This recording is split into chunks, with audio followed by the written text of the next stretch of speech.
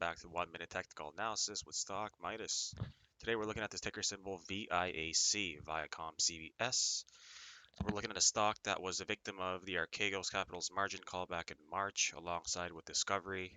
But Viacom really crashed down hard from $100 all the way down to 37 at its lowest.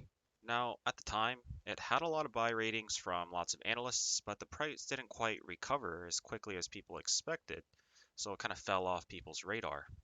But after 3 months of consolidation, you can see that it formed a symmetric triangle pattern. Typically on a downtrend like this, the triangle pattern here, you see the stock go below the triangle and crash down further, but this time we're looking at it break out above the triangle, which is a great sign for bullish momentum. Another great sign is that it closed above the previous high, which is also a great bullish sign.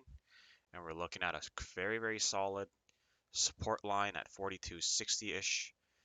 And honestly, I'm expecting a pullback from here a little bit, maybe bouncing off the triangle in the low 42s, possibly holding this line as well.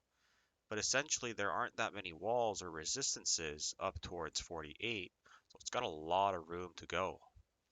But past 48, which is a big resistance as you can see, once it crosses 48, this thing is just going to fly and recover back to where it should be.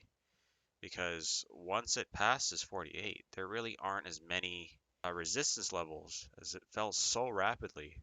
And what goes down hard like this also can recover very fast. So that's the play that I'm looking for on Viacom. And so my short-term target is 48.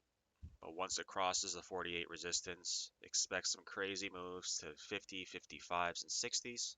I hope you guys enjoyed this 1 minute analysis. I'll see you next time.